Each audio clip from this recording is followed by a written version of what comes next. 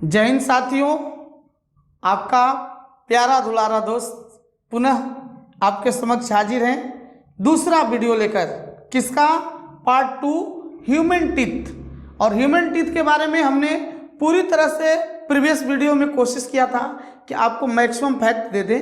अब आइए उसमें से जो भी कुछ छूटा छटका चीज़ें हैं या एक तरह से उसके जो है ओवरव्यू हम जो है वन लाइनर के रूप में लेकर आया हूं मैं मैं आपसे यही उम्मीद करता हूं कि आप इसको शुरू से लेकर लास्ट तक वीडियो देखिए। अगर प्रीवियस वीडियो नहीं देख पाए हैं तो उसको अवश्य देखिए, इसलिए कि एक सीक्वेंस आपको तैयार हो जाता है।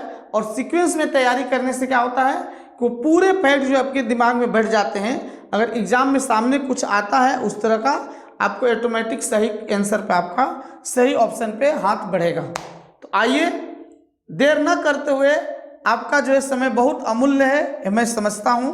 एक एक मिनट आपके लिए इम्पोर्टेंट है, तो आप जो है अपने 1 मिनट का जो है इम्पोर्टेंस समझिए और आगे की तैयारी में लगे रहिए। और मैं आपके फ्यूचर के लिए, आपके भविष्य के लिए शुभकामनाओं के साथ इस वीडियो का अगला जो है कड़ी वन लाइनर जो है ह्यूमन टीथ से रिलेटेड स्टार्ट करने जा रहा हूँ। तो आइए आपके सामने जो है पहला क्वेश्चन रहेगा, ये देखिए वन लाइनर है। वन लाइनर में आपको सीधे मछली के आंख पे तीर मारना है, इधर उधर कुछ देखने की जरूरत नहीं है, ऑप्शन की कोई मीनिंग नहीं है, सीधे आंसर पे टिक जाएगा। तो आइए शुरू करते हैं। अब है ओडोंटोलॉजी क्या है, पढ़ा चुके हैं। ओडोंटोलॉजी सब चीज़ का हम लोग स्टडी करते हैं तो उसमें लोगस लगा रहता है। बायोलॉजी, ठीक है, साइटोलॉजी, इस तरह से आप लोग को याद रखना है ओडोंटोलॉजी। तो ओडोंटोलॉजी क्या है याद रखिएगा। ओडोंटो मतलब होता है दांत, ऐसा याद रखिएगा। तो दांत के अध्ययन को हम लोग बोलते हैं क्या चीज़? ओडोंटोलॉजी। ओडोंटोलॉजी क्या है? दांतों का अध्ययन है। नेक्स्ट देखेंगे, हाँ इसी के बारे में हम बोल रहे थे, आपके एग्जाम में दे सकता है कि RCT। ये RCT क्या होता है? RCT जैसे कोरोना वायरस जब चेक कराया जा रहा था तो उस समय क्या होता था? RT-PC जो है कराया जाता था, चेक कराया जाता था। तो उसी तरह से क्वेश्चन देता है कि रूट कैनाल ट्रीटमेंट किससे संबंधित है? तो ध्यान रखिएगा, रूट कैनाल ट्रीटमेंट जो है संबंधित है किससे भाई? तो हमारे दांत से संबंधित है। देखते होंगे कभी कभी दांत में ये अंदर में कैविटी हो जाती है, तो या वहाँ पे जो नए दांत लगाना है तो डॉक्टर वो क्या करता है, वहाँ पे एक कैविटी बनाता है, रूट को तैयार करता है, फिर उसमें दांत जो है फिट करता है। तो याद रखेंगे रूट कैनाल ट्रीटमेंट RCT किससे रिलेटेड है भाई? तो दांत के ट्रीटमेंट से संबंधित है, दांत से संबंधित है। नेक्स्ट, अब देखिए कितना बढ़िया क्वेश्चन है। पक्षियों का दांत किस रूप में होता है? ध्यान रखिएगा, पक्षियों में दांत नहीं होता है, लेकिन दांत किस रूप में होता है? तो ठोर के रूप में। जैसे पैरोट का ठोर होता है पिंक कलर का, लाल कलर का, ठीक है, उसी तरह से हर पक्षी का ठोर होता है जिसको हम लोग बोल सकते हैं क्या? उसका दांत है, चोंच बोलते हैं, चोंच।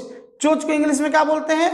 शायद बिक बोलते हैं, बिक, ठीक है। तो चोंच याद रखिए, ठोर दांत का। पैरोट का जैसे जो है ये ठोर होता है, कौवे का ठोर होता है जिससे वो जो है दाना को इधर उधर करता है, अंदर जो है लेने का कोशिश करता है, तो वही होता है क्या चीज? दांत। तो पक्षियों में दांत जो है किस रूप में होता है? तो पक्षियों में दांत जो है याद रखिएगा ठोर या चोंच के रूप में होता है। नेक्स्ट अगला देखेंगे, हाँ इंपॉर्टेंट क्वेश्चन, पहले हमने पढ़ा दिया है कि हाथी के कितने दांत? 14 दांत, 2 बाहर में दिखाने के लिए। अब क्वेश्चन है कि जो बाहर का जो दांत होता है, हमने प्रीवियस वीडियो में बोला था कि बताना पड़ेगा आपको, आगे चल के बताएंगे हम कि कौन सा प्रकार का दांत होता है। 4 प्रकार का दांत हमने बताया, इंसिजर, केनाइन, प्रीमोलर, मोलर। तो ध्यान रखेंगे वो जो हाथी का दांत ऐसे निकला रहता है वो लंबा भी होता है और क्या होता है? नुकीला भी होता है। तो ध्यान रखिएगा वो क्या होता है? तो वो होता है, हालांकि इंसिजर होता है, वो होता है इंसीजर, हम कैनाइन समझ रहे थे लेकिन होता है इंसीजर। नेक्स्ट देखेंगे, और थोड़ा सा इस क्वेश्चन को आप लोग भी थोड़ा सा इसको वेरीफाइड कर लीजिएगा, ठीक है, ये आपके लिए होमवर्क है। नेक्स्ट देखते हैं, हाथी का जो बाहरी दांत जो दिखाई देता है, जिसको यहाँ के हिसाब से हम इंसीजर बता रहे हैं, वो जो है किस, मतलब वो जो है उसको क्या कहा जाता है? हाथी का जो बाहरी दांत है उसको किस नाम से जाना जाता है? तो उसका दूसरा नाम होता है टस्क। याद रखेंगे, टी से टस्क, और टी से ही हाथी का होता है ट्रंक। ट्रंक मतलब क्या? सूंड। ट्रंक होता है, और ट्रंक के बाजू में 2 दांत निकला रहता है, जो होता है क्या चीज? वही होता है टस्क, जो इंसीजर होता है। नेक्स्ट ये देखिए बढ़िया क्वेश्चन, दांतों के कठोरता के कारण क्या है? और हमने बताया कि दांत का सबसे माने हमारे बॉडी में सबसे कठोर पार्ट होता है वो दांत का क्या होता है? एनामेल, जो चमचमाता हुआ सफेद भाग है वो होता है, ठीक है। और वो किसका बना होता है भाई? तो उसमें भी हमने बताया था कैल्शियम, ठीक है, एपेटाइट। लेकिन यहाँ पे एक ही ऑप्शन में है आपका, ऐसा याद रखिएगा कि दांतों के कठोरता का मुख्य कारण क्या होता है भाई? कैल्शियम। और कैल्शियम का सिंबल भी आप लोग जानते हैं, Ca, कैल्शियम। कैल्शियम का सिंबल क्या होता है? Ca होता है। तो दांत या हड्डी के लिए कैल्शियम और फास्फोरस की जरूरत होती है, फास्फेट की जरूरत होती है। नेक्स्ट देखेंगे, ये भी बहुत बढ़िया क्वेश्चन है जिसका हम चर्चा वीडियो में कर चुके हैं।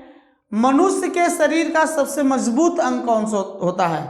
देखिए, हार्ड, कठोर, और एक क्या बोल रहे हैं? मजबूत, दोनों में अंतर है। तो हार्ड जो अगर बोलता है तो दांत का एनामेल, कठोर बोलेगा, सॉरी मजबूत बोलेगा, ये जो जबड़ा होता है हमारा, ये सबसे जो है मजबूत होता है। हमारे बॉडी में सबसे मजबूत पार्ट कौन होता है भाई? तो ये हमारा जबड़ा होता है। नेक्स्ट अब देखिए, अगला है क्वेश्चन, ये देखेंगे, मनुष्य के शरीर का सबसे कठोर भाग पढ़ा दिया आपको, दांत का एनामेल जो होता है सबसे क्या होता है? कठोर भाग होता है। नेक्स्ट अब देखेंगे, ये क्वेश्चन दे रहा है कि बच्चों में कौन सा दांत अनुपस्थित हुआ था? हमने चर्चा किया था कि बच्चों में दंत सूत्र क्या होता है भाई? 2102। तो देखिए, तो पहला वाला क्या हो गया? इंसीजर, ये हो गया केनाइन, ये हो गया प्रीमोलर, ये हो गया मोलर। तो देखिए ये वाला पोर्शन नहीं है, मतलब प्रीमोलर नहीं होता है। देखिए जिसको बोलते हैं अग्र चर्वणक। तो बच्चों में याद रखेंगे प्रीमोलर नहीं पाया जाता है। नेक्स्ट अब देख लेते हैं हम लोग क्या चीज भाई, कि सबसे ऊंचे प्राणी के कितने दांत होते हैं? यही तो पहले पता होना चाहिए कि दुनिया में सबसे ऊंचा प्राणी कौन सा है। बड़ा तो हमने बता दिया कि इस दुनिया में सबसे बड़ा स्तनपायी विशाल जानवर जीव कौन सा है भाई? तो है ब्लू व्हेल, जिसके एक भी दांत नहीं होते हैं। अब ध्यान रखिएगा, यहां बता रहे हैं कि सबसे ऊंचा हाइटेड जीव कौन सा है, तो शायद आपको पता है, नहीं है, हम नहीं जानते हैं, लेकिन हम तो बताएंगे ही। जिराफ होता है सबसे ऊंचा जो है जानवर, जो होता है कौन होता है? जिराफ। उसके कितने दांत होते हैं? तो ध्यान रखेंगे जिराफ के भी 32 दांत होते हैं। तो ध्यान रखिएगा, मनुष्य के भी 32 दांत हो गए, और गाय हमारी माता है उसकी भी 32 दांत हो गए, और सबसे ऊंचा जीव है कौन भाई? जिराफ, उसका भी 32 दांत होता है।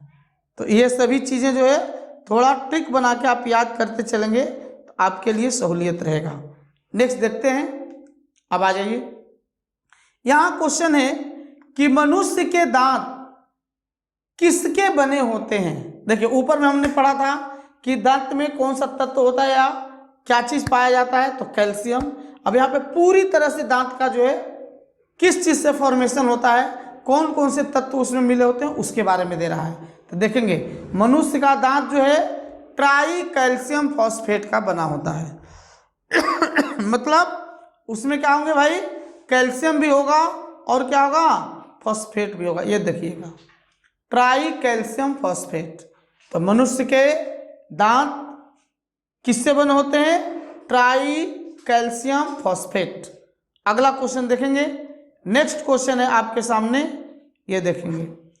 दांत मानव शरीर के किस अंग तंत्र के अंतर्गत आता है? सुनिएगा, हमारे जैसे पार्ट्स हैं, सिस्टम है, डाइजेस्टिव सिस्टम है, रेस्पिरेटरी सिस्टम है, इसी तरह से एक्सक्रेटरी सिस्टम है, बहुत सारे सिस्टम हमारे बॉडी में हैं। तो अब क्वेश्चन है कि दांत को हम किस सिस्टम के अंतर्गत रखेंगे, किस जो है अंग तंत्र के अंतर्गत रखेंगे? तो ध्यान रखना भैया, हमेशा याद रखना माइंड में कि भोजन का पाचन शुरू होता है कहाँ से?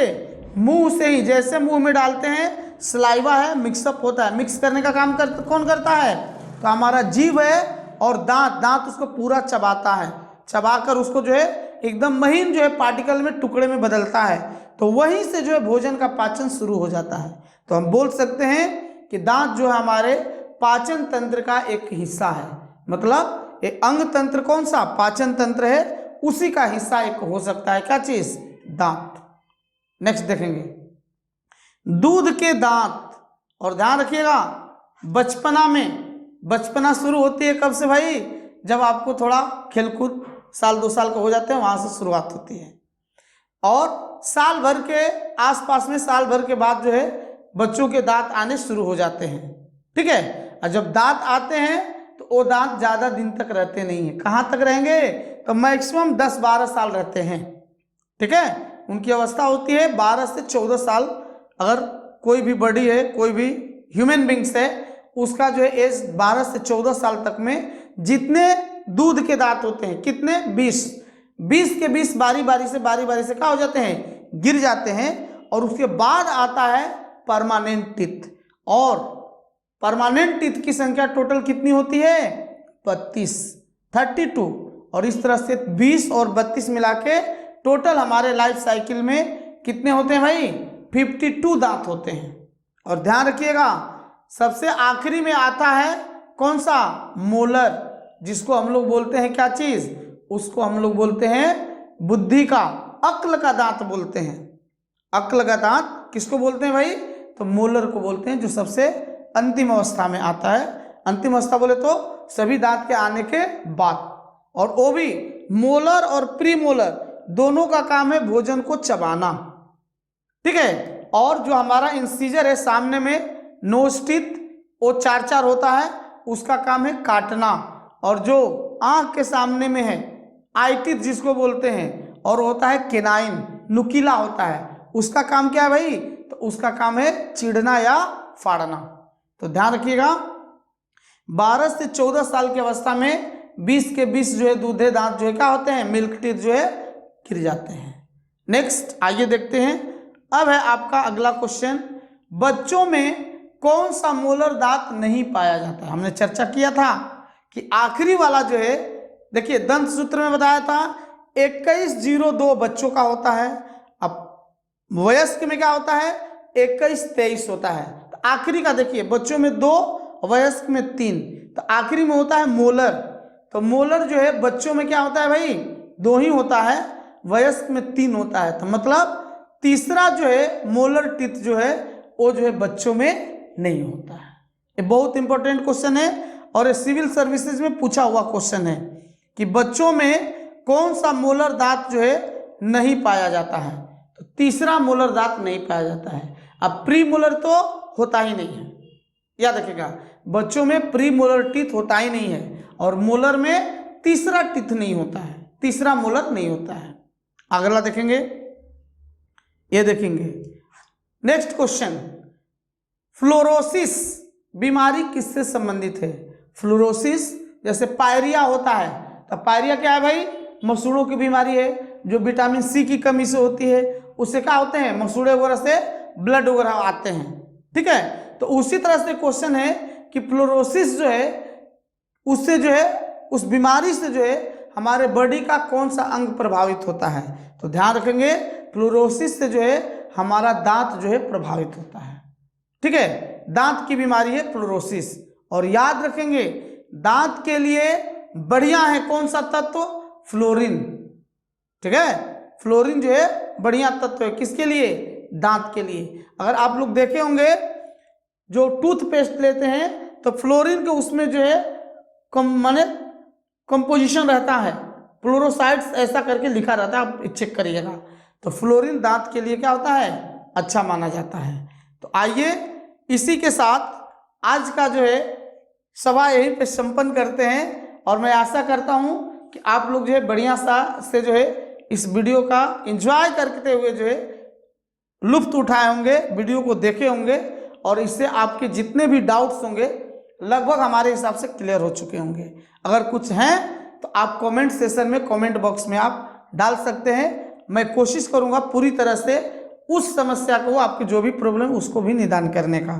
तो आइए चलते चलते पुनः एक बार आपसे जो है रिक्वेस्ट करता हूं कि आप भाई CSTA लॉन्चपैड चैनल को सब्सक्राइब करिए, दोस्तों में शेयर करिए, और जितना हो सके, एक बार में नहीं समझ में आता है, 2 बार में नहीं समझ में आता है, जितने बार देखिए, जितने देखेंगे आप वीडियो उतना ही आपका जो है फंडा क्लियर होता चलेगा। आइए आज की सेवा यहीं पे संपन्न होती है।